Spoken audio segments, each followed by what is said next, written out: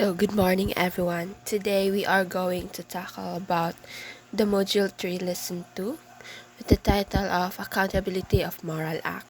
What is moral accountability? Based on the idea of Father Coppens in 2017, moral accountability means that we are responsible for the action we freely choose to do. In short, moral accountability is the idea that a person is accountable or responsible for their action. But being morally accountable is not automatic. A person is not fully responsible only if the three key elements are present. So what are those three key elements? Those are the knowledge, freedom, and voluntariness. And if isa sa ilaha mawala, accountability can be reduced or removed. Knowledge. Knowledge is knowing what you are doing and understanding whether it is right or wrong. For example, a student cheats on an exam knowing it is wrong. So he or she is fully accountable because they know that cheating is wrong. Second is freedom. Freedom is being able to choose your action freely without being forced. Example, if a worker steals money because he wants to, he is fully accountable. But if someone forces him at gunpoint to steal, his freedom is removed, so his accountability is reduced. Third is voluntariness. Voluntariness is acting of one's own free will. Now, there are two types of voluntariness. First is intentional. Intentional meaning done with purpose. Example, a person spread fake rumors to destroy someone's reputation. Second is negligent. Negligent is done carelessly even if harms is foreseeable. Example, a driver texts while driving and hits someone. He did not intend to harm but he is careless, so he is morally accountable. One of the best examples of someone who is morally accountable is Judas. Judas has the knowledge. Judas knew that betraying Jesus was wrong. As one of the apostles, he understands that Jesus' teaching and who he was. Second is freedom. He was not forced to betray Jesus. He freely decides to do it. Third is he was voluntary. His action was intentional. He willingly accepted 30 pieces of silver to betray Jesus. Now let's dive into the modifier of human act.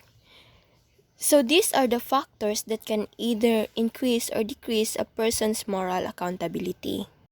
Now there are four main modifiers. First is we have ignorance.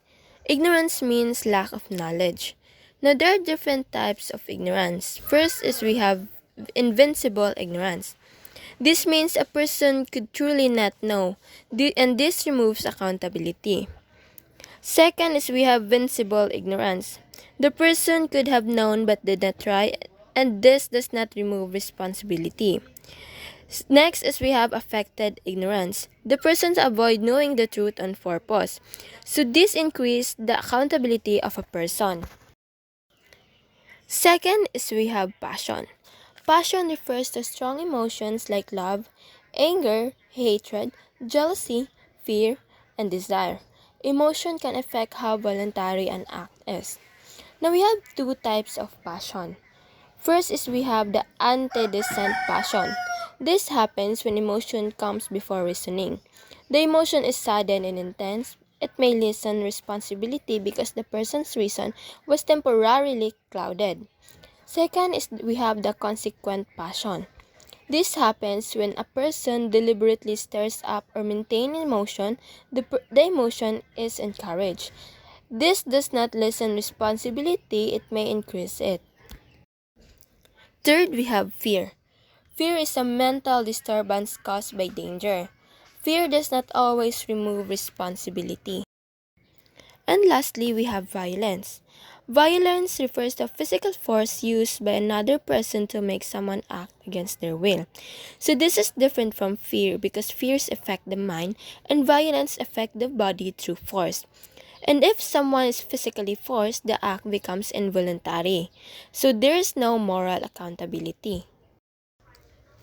So moral accountability means we are responsible for our choices of action. But responsibility is not only about wrong action. It also includes when we fail to do something good or necessary. This is called sin of omission. So what is the sin of omission? A sin of omission happens when a person does not do something that they should do, especially when the action could help someone or prevent harm. Example, you see someone being bullied and you can help or report it, but you choose to ignore it. That is a sin of omission. If you know the right thing to do but decided not to act, you are still morally responsible. And that's it for my report. Thank you for listening and have a good day.